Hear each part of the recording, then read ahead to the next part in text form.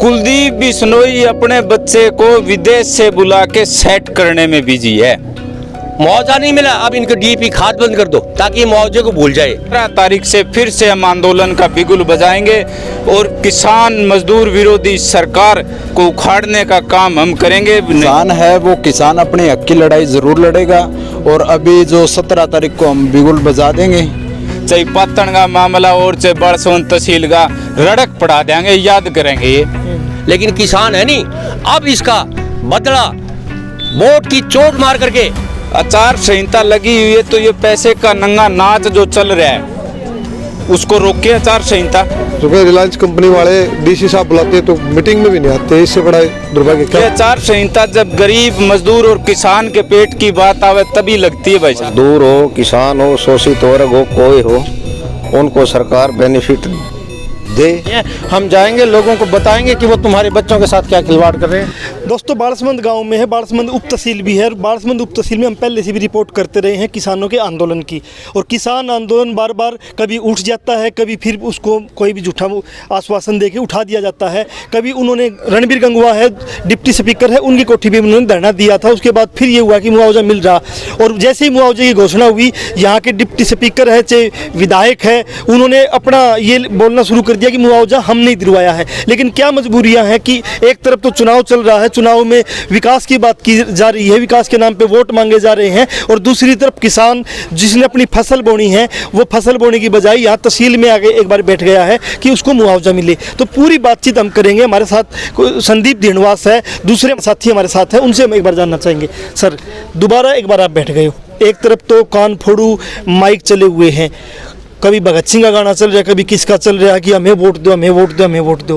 और थोड़े दिन पहले कह रही थी हमने सबको मुआवजा दिलवा दिया है, चाहे डिप्टी स्पीकर थे या विधायक जो भी इस्तीफा दिया है कुलदीप बिश्नोई थे, बहुत ऐसे करते फिरे थे, हमने दिलवा दिया। एक्चुअल में आपको आदत पड़ गई है या वो झूठ बोल रहे हैं, इसमें क्या सच्चाई? देखिए भाई साहब, पिछले 2.5 साल से इस क्षेत्र के बच्चों ने स्कूल छोड़ के गिरदावरी के लिए धरना शुरू किया। कुलदीप बिश्नोई अपने बच्चे को विदेश से बुला के सेट करने में बिजी है, लेकिन वो अपने बच्चों का भविष्य देख रहे हैं क्या? यहाँ आम किसान और गरीब मजदूर के बच्चे का कोई भविष्य नहीं है? किसानों के अगर उसको चुनाव में उतरना था तो पहले किसानों का मुआवजा, जो 2 साल से लगातार सड़कों पर बैठा किसान है, उसका मुआवजा उसको खातों तक पहुँचाना था। पहले किसान का डीएपी का प्रबंध करना था। किसान का जो कंपनसेशन की घोषणा जो खेड़ी में हुई है, उसी तर्ज पर यहाँ भी हमारा प्रशासन से कमिटमेंट था, वो करवाना था। लेकिन नहीं, उनको अपना बेटे को भविष्य सेट करना है, चाहे किसान और मजदूर के बच्चे का भविष्य कहीं रुड़े कहीं क्या हो, उनको कोई मतलब नहीं है। और इसी को देखते हुए आज बालसोन तहसील के 20 गाँव के हमारे किसान साथी जो हमारे संघर्ष में साथ रहे, उन्होंने आज ये अहम फैसला लिया कि 17 तारीख से फिर से हम आंदोलन का बिगुल बजाएंगे और किसान मजदूर विरोधी सरकार को उखाड़ने का काम हम करेंगे। नहीं तो हमारा मुआवजा हमारे खातों तक पहुंचा देनी। सरकार को इस उपचुनाव में बहुत बड़ा खामियाजा भुगतना पड़ेगा और 6 तारीख का जो रिजल्ट आपको देखने को मिलेगा उसके आंकड़े कुछ अजीब और अलग आपको देखने को मिलेंगे। 17 तारीख को आप धरना दोबारा शुरू कर रहे हो, इस दौर में क्या तैयारियां रहेंगी? किन लोगों से आपकी कोई बातचीत हुई हो? जो मुआवजा की घोषणा हुई थी कि मुआवजा क्यों नहीं डाला जा रहा, बोल रहे कि आचार संहिता लगी हुई है, कैसा भी कुछ है क्या? आचार संहिता लगी हुई है तो ये पैसे का नंगा नाच जो चल रहा है उसको रोके आचार संहिता। यह आचार संहिता जब गरीब मजदूर और किसान के पेट की बात आवे तभी लगती है भाई साहब। इस चुनाव में आज एक एक कैंडिडेट करोड़ों सैकड़ों करोड़ रुपया नंगा नाच की तरह भगाएगा, यूज करेगा, तब आचार संहिता कहाँ चली जाएगी। लेकिन जब बात आम जन गरीब और मजदूर किसानों की आती है तो ये आचार संहिता लग जाती है। मतलब किसान का पानी भरा है, पानी उतारना तो आचार संहिता, डीएपी की बात आ जाए तो आचार संहिता, मुआवजा डालना तो आचार संहिता, ऐसी कुछ बातें हैं यहाँ पे। पिछले 2 साल से हमारा किसान सड़कों पर है। बहुत शर्म की बात है भी, चुनाव क्यों करवा रही है सरकार भी? इस क्षेत्र को एक नुमाइंदा मिले जो इनकी आवाज़ विधानसभा में उठाए। लेकिन दुर्भाग्य से हमारा नुमाइंदा पिछले 2 साल से हमें सड़क पर पहले बिठाया और अब फिर वोट ले जाएगा। ये भोले भाले किसान है, पहले स्कूल बंद करो, 1 महीने तक ये हाय हाय मुर्दाबाद के नारे लगाएंगे, फिर स्कूल खुला दे, वाई वाई ले जाएंगे। 2 साल से आंदोलन कर रहे थे, सड़कों पर थे, मुकदमे लगा रहे थे सरकार इनके ऊपर। गर्मी सर्दी 50 डिग्री टेम्परेचर में भी इन्होंने मतलब अपना हौसला नहीं हारा और बाद में यही बेचारे भोले लोग उन्हीं को माड़ा पहराने के लिए चले गए कि इन्होंने मुआवजा दिला दिया। लेकिन जब उसका जो निष्कर्ष देखने को मिला हमें, तो हमें मिला कि चुनाव मिला, हमें हमारे ऊपर चुनाव थोपा गया, न कि हमें मुआवजे का 1 रुपया नया रुपया किसानों के खातों में पहुंचा। क्या किसानों के बच्चों का भविष्य है? स्कूलों में सरकारी तो ये बंद कर दे जान लग रहे, प्राइवेट में फीस भरने कौन देने लग रहे। फसल पिछली खराब बीस गई, उसका अभी तक को नहीं 21 साड़ी घोषणा कंपनसेशन की जो खेड़ी में हुई दूषण चौटालन करी वो अभी तक बकाया है इनकी भी। लेकिन 2022 की खराब हुई फसलों की गिरदावरी के लिए भी मैं तहसीलदार से मिला था, तो इन्होंने बोला कि एक क्षति पूर्ति हमने पोर्टल बना रखा है, उस पोर्टल का आज तक ये सैकड़ों साथी आ खड़े, इनको एक वो पूछ लो भी तारीख गिरदावरी कौन सा पोर्टल तो होगी। और तहसीलदार साहब मना करने लग रहा है भी हमने कोई खराबे की गिरदावरी नहीं की। किसानों का मूंग है वो बा दिया, गंवार है वो बिल्कुल ख़राब हो चुका है ही नहीं, नामात्र नरमा है वो आधी उपज पागी, लेकिन किसानों की सुध कोई नहीं ले रहा। फिर से उन्हें अब MLA बनाओ, वो मंत्री बनेंगे और फिर हमारा शोषण करेंगे और हम फिर 2 साल इसी सड़क पर बैठ करके उनके आने का इंतजार करेंगे। और लड़ाई कोई और लड़े और वोट का टाइम वोट की फसल और कोई काट जाए। सर क्या नाम आपका? अनिल गोरछी। अनिल, एक बात बताइए, मैं लंबे टाइम से यहाँ आंदोलन को कवर करता रहा हूँ, किसान आंदोलन को। आप यहाँ भी बैठे रहे हो, तहसील को रोके हुए, फिर थाने में भी लंबा घेराव चला, महिलाएं भी बड़ी तादाद में आती थी, बच्चे भी बड़ी तादाद में आते थे। अब जैसे चुनाव आया है तो क्या जो चुनाव में वोट मांगने आएंगे, चाहे वो सत्ता के लोग हैं चाहे विपक्ष के लोग हैं, क्या उनसे लोग सवाल करेंगे कि आप वोट मांगने आए हो तो हमारे आंदोलन में, हमारी रोजाना की लड़ाई में आप लोग शामिल क्यों नहीं होते? क्या ऐसा कोई सवाल करोगे, या आप लोग करोगे या वो लोग करेंगे जो लड़ाई में शामिल थे? हर आदमपुर हल्के के लोग सवाल करेंगे, हर गांव से आज पर्चे भी छपवा देंगे, जो जो मांगे हमारी है, और हर पंचायत वाइज देंगे। देखो आचार संहिता कह रहे, आचार संहिता लगी, लेकिन आचार संहिता बीमा कंपनी में तो आचार संहिता नहीं कहती ना। पर एक तरफ तो कहती है सरकार मुआवजा नहीं देंगे, आप बीमा करवाओ फसलों का, हमने बीमा करवा लिया, खराबा हो गया, लेकिन इतना अदपार कर चुके हैं। रिलायंस कंपनी वाले DC साहब बुलाते तो मीटिंग में भी नहीं आते, इससे बड़ा दुर्भाग्य क्या हो सकता है? मतलब कितना रिवर्ट किया गया है, जो एक बार पहले ही हमने आपसे बातचीत की थी, वो आंकड़ा बढ़ गया, उस टाइम आप 4000 बता रहे थे, तो कितना वो बढ़ गया है रिवर्ट करने का, जो किसानों के साथ जो धोखाधड़ी हुई।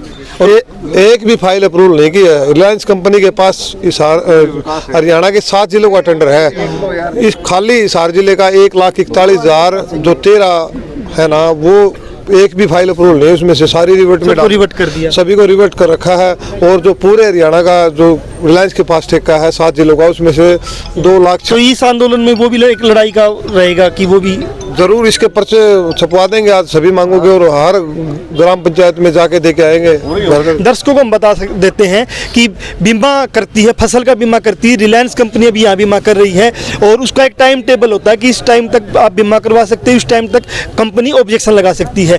हजारों किसानों की उस पर रिवर्ट कर दिया गया कि हम आपका बीमा नहीं करें। क्यों? क्योंकि अब की बार फसल खराब हो गई है, मुआवजा देना पड़ेगा, और जो कंपनी को किसान लड़ रहा है, कंपनी की कोई जवाबदेही तय नहीं हो पा रही है। हमारे जो DC साहब है वो बार बार उनको बुला रहे हैं, उसके बाद भी कंपनी नहीं आ रही है, क्योंकि कंपनी पावरफुल है, कंपनी सरकार को चलाती है। मेरे पास है सर, आपसे सवाल कर लेता हूं मैं, मतलब लगातार ना यहाँ किसान आंदोलन में किसान को मुआवजा मिले मांग रही है।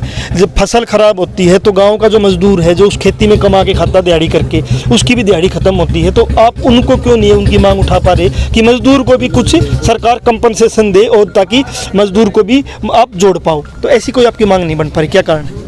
नहीं, ये हमारी पहले भी थी। मजदूर हो, किसान हो, शोषित वर्ग हो, कोई हो, उनको सरकार बेनिफिट दे, ये हमारी पहले भी थी, अब भी प्राथमिकता हमारी है।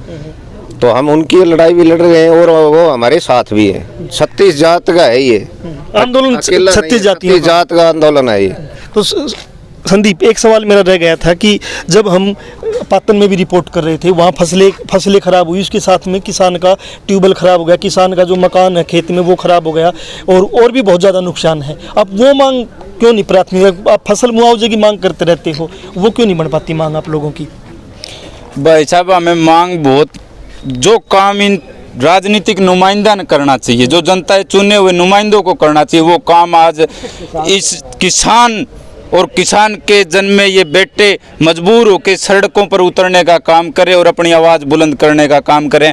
हम तो सिर्फ एक बात बता देना चाहते हैं, चाहे पातन का मामला और चाहे बालसमंद तहसील का, रड़क पड़ा देंगे, याद करेंगे। ये जो नतीजे इन 6 तारीख न देखने न मिलेंगे वो कुछ अजीब ही मिलेंगे, या फिर किसानों का खात्या में जो मुआवजा नहीं पहुंचा तो इनका नतीजा भी और डाल निकलेगा पेटिया में। ये इस बात न किसान भूला नहीं गा, इतना बोला नहीं रहा। अब हम छोटू राम और बाबा साहेब भीमराव अंबेडकर की नीतियों का अनुसरण करके और एकजुटता के साथ जात धर्म में न फट करके अपनी सही ताकत जनता की इन लोगों को दिखाएंगे और इनकी असली औकात बताने का काम करेंगे। अगर हमें हमारी लड़ाई खुद लड़नी है तो हमें इन नुमाइंदों की जरूरत क्या है।